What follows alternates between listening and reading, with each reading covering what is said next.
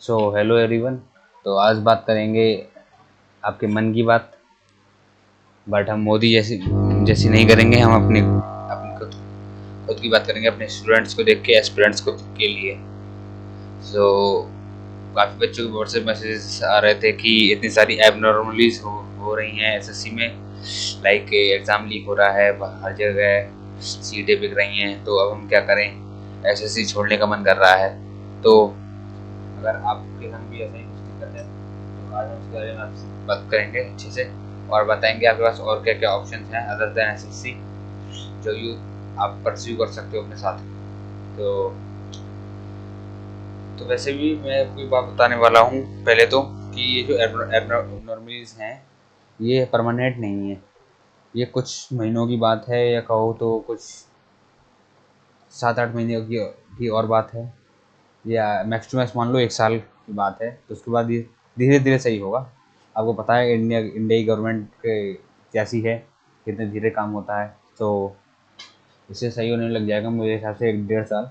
तो तब तक के लिए अगर आप कुछ और करियर ऑप्शन परस्यू करना चाहते हो तो मैं आपको इधर गाइडेंस देने दूंगा कि आप क्या क्या परस्यू कर सकते हो सेम इसी तैयारी पर। आपको कोई अलग से ज़्यादा तैयारी करनी नहीं है। तो सबसे पहले तो है बेस्ट ऑप्शन जो मेरे हिसाब से रहेगा आपके लिए, वो है बैंकिंग एग्जाम्स में जैसे कि आ जाते हैं।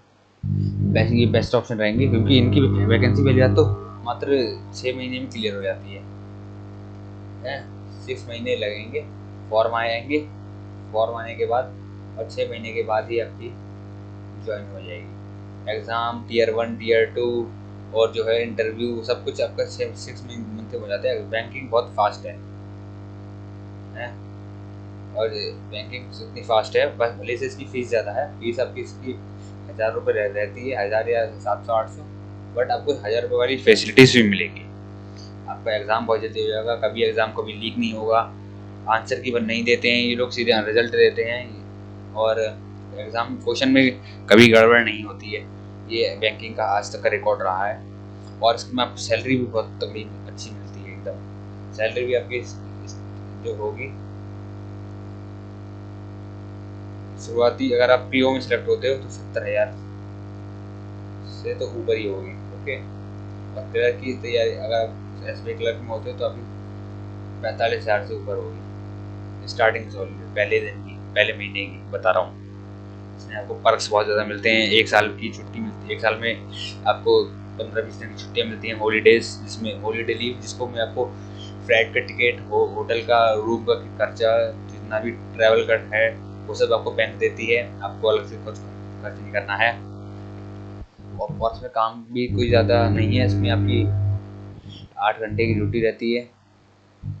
और जब कभी वर्किंग आवर्स कुछ ज़्यादा हो जाते हैं, मान लो लोन वगैरह चल रहा है, तब आपको ज़्यादा देर काम करवा सकते हैं।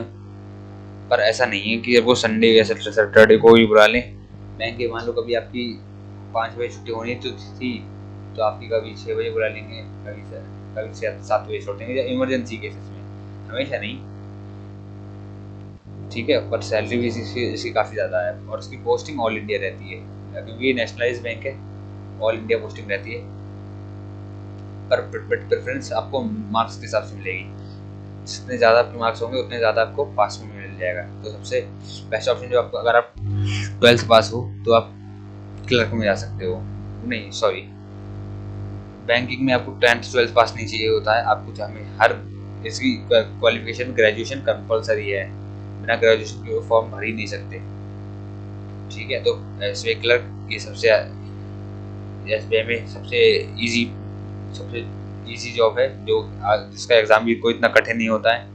टीयर 1 होता है, इसके बाद टीयर 2 होता है, उसके बाद इंटरव्यू होता है, और फिर क्लर्क बन जाते हो आप। ऐसा ही एसबीआई पीओ का है, बट एसबीआई पीओ का एग्ज़ाम लेवल तगड़ा रहता है। अगर क्लर्क का ही मान लो एग्ज़ाम लेवल ये है ना, तो पीओ का ये रहता है। बट और क्लर्क से आपको पीओ बनने में 2-3 साल लग जाते हैं प्रमोशन के थ्रू या डिपार्टमेंटल एग्ज़ाम के थ्रू। बट अगर आप डायरेक्ट पीओ में ज्वाइन करते हो तो आपको थोड़ी दिक्कत फेस करनी पड़ती है। आपको बहुत ज़्यादा काम करना पड़ता है, अचानक से आप फ्रस्ट्रेट हो जाते हो। तो बेटर ये रहेगा आप क्लर्क से पीओ में जाओ। अब अगर आप एक्सपीरियंस वाले हो तो आप पीओ में भी डायरेक्ट जा सकते हो, नो डाउट। बट मैंने ज़्यादातर जितने भी लोगों का एक्सपीरियंस सुना है एज ए पीओ, तो वो यही कहते हैं कि यार पीओ में काम बहुत है। बैंक सुबह जाके खोलनी होती है, अपने सामने बैंक बंद करनी होती है, सारे जितने भी डॉक्यूमेंट्स पेंडिंग हैं वो सब कंप्लीट करने होते हैं, तब जाके बैंक बंद करनी होती है। ठीक है, बट इसमें पैसा ही बहुत है, पैसे की आप टेंशन नहीं लो, मत लेना बिल्कुल भी। ठीक है, तो एसबीआई देखो, एसबीआई अपना अलग करवाती है, बाकी ये आईबीपीएस के थ्रू जितनी भी अदर बैंक है like bank of Baroda, PNB, union bank, तो वो सब अपना आईबीपीएस के थ्रू करवाती हैं। ठीक है, तो आईबीपीएस से आप क्लर्क भी बन सकते हो और पीओ भी बन सकते हो। आई ठीक है, इस सिलेल एग्जाम सिलेबस दोनों का सबका एक ही है। ऐसे ही आ जाता है कि जो ग्रामीण बैंक होती है लाइक प्रथमा यूपी ग्रामीण बैंक, तो उसमें उसके एग्जाम करवाती है आरआरबी क्लर्क, आरआरबी करवाती है इनके, आरआरबी क्लर्क और पीओ, पीओ के भी करवाती है ये। तो इससे आप उन ग्रामीण बैंकों में बन सकते हो। ये इसका एग्जाम सबसे ज़्यादा इजी होता है, इसकी कट ऑफ भी बहुत ज़्यादा हाई जाती है, अपने एसएससी की तरह हाई वाला एग्जाम से कट ऑफ बहुत हाई आती है इसकी, इजी है। और बट इसकी ये लोग इसलिए प्रेफर करते हैं, इसमें काम बहुत कम होता है, लो हेक्टिक लाइफ बहुत कम नहीं होती है बिल्कुल भी। गांव में आपकी पोस्टिंग होती है, मतलब अर्बन एरिया में ज़्यादा नहीं होती है, रूरल एरिया में ज़्यादातर पोस्टिंग होती है, और इसमें लोग भी कम आते हैं। और तो अगर आप संग साथ के साथ किसी और एग्जाम की तैयारी करना चाहते हो तो आरआरबी क्लर्क आपके लिए बेस्ट रहेगा।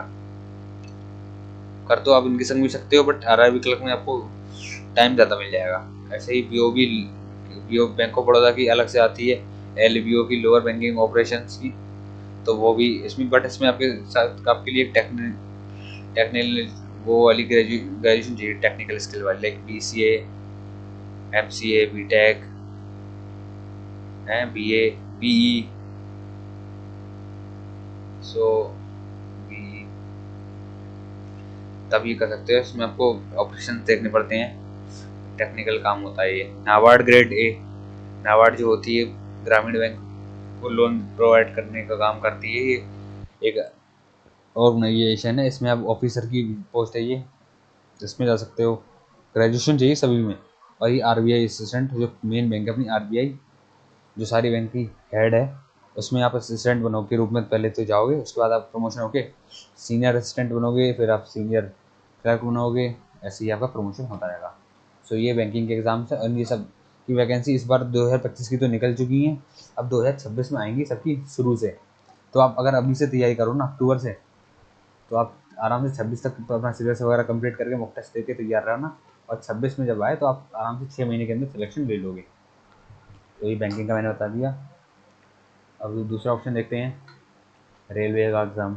अब रेलवे में कुछ भी आपको चेंज नहीं करना है, आपके जो सीजीएल की तैयारी चलेगी वही है, सेम टू सेम रेलवे की। बट रेलवे में फ़ायदा है कि आपको जो है इंग्लिश नहीं पढ़नी पड़ेगी, इसमें इंग्लिश नहीं आती है, तो ये इसमें बहुत अच्छी चीज़ है कि इसमें यूपी बोर्ड वाले जो स्टेट बोर्ड के बच्चे होते हैं, वो जिन्हें इंग्लिश से थोड़ा डर लगता है, वो इसे आराम से देते हैं। सबसे ज़्यादा बच्चे इसमें फॉर्म भरते हैं। तो अगर आप 12th पास हो तो NTPC 10+2 दे सकते हो। इसमें आप TC, goods clerk, station master जैसी अच्छी अच्छी पोस्ट होती हैं, जिसकी सैलरी बहुत होती है, और काम भी थोड़ा ज़्यादा होता है। बट कुछ पोस्ट होती है जिसमें काम ज़्यादा नहीं होता, भाई काम तो देखो करना पड़ेगा। अगर जॉब में आ रहे हो तो ये सोच कर तुम आना मत कि यार सरकारी नौकरी लग गई उसके बाद हमारा काम नहीं है, कुछ काम तो देखो करना पड़ता है। ठीक है, इसके बाद आती है एनटीपीसी अंडर ग्रेजुएट, जिसमें अगर ग्रेजुएट हो तो आपके लिए ये वाला एग्ज़ाम है, इसके थोड़ी अच्छी पोस्ट होती है इसमें। अभी इसकी वैकेंसी आई हुई है 2025 की, तो इसमें आप फॉर्म भी डाल सकते हो। सरकारी साइट पे आप जाके फॉर्म भर सकते हो इन दोनों का। 500 रुपये फीस है। इसमें से ये रेलवे क्लेम करती है कि हम 400 वापस कर देंगे, बट करती तो है नहीं।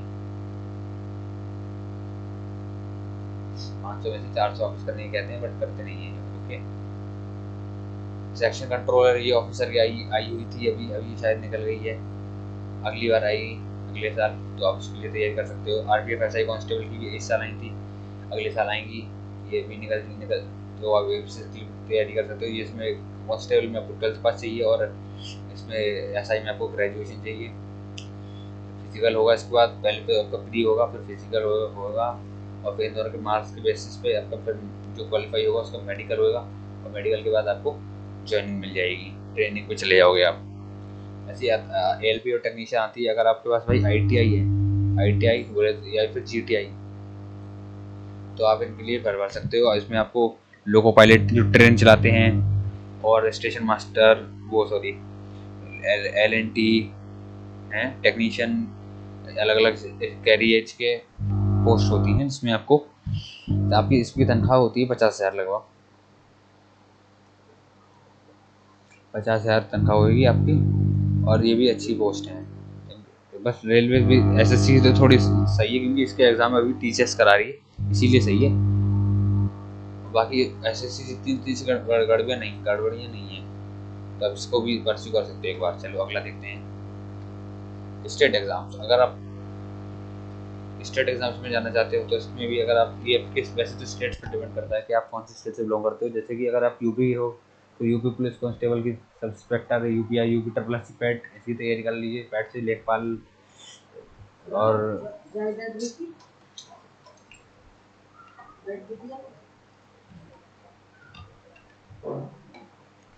की तैयारी कर सकते हो, है ना।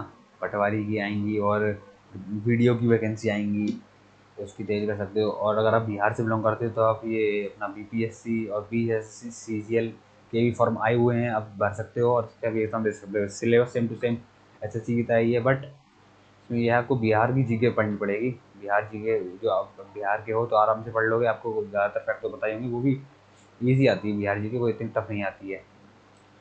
हैं तो ऐसे अगर आप झारखंड से हो तो झारखंड का सीजन ले सकते हो। अगर आप, और अगर आपको किसी पूरी सेंट्रल में जाना है, दिल्ली में जॉब करना है, तो आप DSSB के एग्ज़ाम दे सकते हो। इसमें आपको दिल्ली में बहुत अच्छी अच्छी पोस्टों पे मिल सकती है। लेखपाल, दिल्ली के लेखपाल, या फिर दिल्ली के स्टेनो क्लर्क, जूनियर असिस्टेंट, बहुत अच्छी पोस्टें आती हैं। दिल्ली के टीचर, इसकी तनख्वाह, वो इसकी सैलरी भी बहुत ज़्यादा होती है। अगर आपको 10 साल नौकरी कर लो तो आपकी तनख्वाह 2 लाख से ऊपर हो जाती है। ठीक है, 2 लाख से ऊपर हो जाती है, और कोई दिक्कत नहीं है इसमें आपको। अधिकारी की नौकरी है, SSC CGL की काफ़ी पोस्ट से बढ़िया है। मतलब जो 4600 ग्रेड लेवल की हैं उनके टक्कर की है ये पोस्ट DSSB की। बाकी अगर आप टीचिंग में जाना चाहते हो लाइक, तो आप ये नवोदय विद्यालय, एकलव्य मॉडल और KVS स्कूल में वैकेंसी आने वाली हैं, इसमें फॉर्म डाल सकते हो आप। इसमें अगर आप 12th पास हो तो GSA और अकाउंटेंट में डाल सकते हो। अगर आप TGT PGT या फिर BEd या DLED आपने कर रखा है तो आप PGT में फॉर्म डाल सकते हो। ठीक है, अगर आप मास्टर्स कर रखे हो तो आप प्रिंसिपल में भी फॉर्म डाल सकते हो। अगर आप 10th पास ही हो तो आप MTS में फॉर्म डाल सकते हो। ठीक है, तो हर एजुकेशन क्वालिफिकेशन के अकॉर्डिंग वैकेंसी आई हैं, उसमें आप फॉर्म डाल सकते हो। अगर आप राजस्थान से बिलोंग करते हो तो राजस्थान पटवारी के भी डाल सकते हो। और मैं आपको एक कई बहुत अच्छी बात बता दूं, ऐसा नहीं है कि अगर आप राजस्थान से बिलोंग करते हो तो आप यूपी पुलिस कांस्टेबल के फॉर्म में डाल सकते हो। डाल सकते हो, ईजिली डाल सकते हो इसके फॉर्म भी। बट आपको जो है एक ऐसे जन युवा की तरह काउंट कराया जाएगा, अनरिजर्व की तरह। अगर आप राजस्थान में OBC हो तो यहाँ पर आप जनरल कहलाए जाओगे, जनरल में आपको फाइट करनी पड़ेगी। तो अब यूपी वाला भी राजस्थान में डाल सकता है, ये ऐसा है हर जगह, बट आपको रिजर्वेशन नहीं मिलेगा। तो फ्रेंड्स यही थी आपकी गाइडेंस आपको, मैंने बहुत अच्छी अच्छी गाइडेंस दी। आपको अगर लगता है कि अब SSC बस के बाद नहीं है, क्योंकि SSC की देखो 2025 में तो ये हालत रही, अब पता नहीं 26 में क्या रहेगी। 26 के एग्ज़ाम भी आने वाले हैं, GD के 2026 के फॉर्म भी आ चुके हैं। और जब तक एडिक्यूटी रहेगी तब तक मेरे हिसाब से तो लगता है कि हालत सुधरने वाली है नहीं, हालत शायद ऐसी रहेगी 2026 में भी। तो उससे अच्छा बेहतर ये रहेगा अपने ये टाइम वेस्ट करने से अच्छा किसी और साथ के साथ किसी और एग्ज़ाम को भी लेके चलो। ठीक है, तो चलिए फिर, क्योंकि यार हमें सिर्फ एक ही एग्ज़ाम पे डिपेंड नहीं करना है, फोकस सिर्फ एक ही एग्ज़ाम पे नहीं कि सिर्फ यही, क्योंकि ऐसा आप कर नहीं सकते। तो आप कई कई लगभग 2 एग्ज़ाम्स में आप 2-3 एग्ज़ाम की तैयारी करो साथ साथ, तब आपको कुछ हो सकता है। तो चलिए, मैं तो आपको विश करता हूँ कि आपको भी आपकी एक ड्रीम जॉब मिल जाए इस यार, ये मेरी तरफ से मेरे चैनल की तरफ से आपकी लिए एक मेरी शुभकामनाएं हैं। तो ठीक है दोस्तों, गुड लक, तैयारी करते रहिए, मचाते रहिए और देखते रहिए रैंक राइज एसएससी की वीडियोस। Okay bye.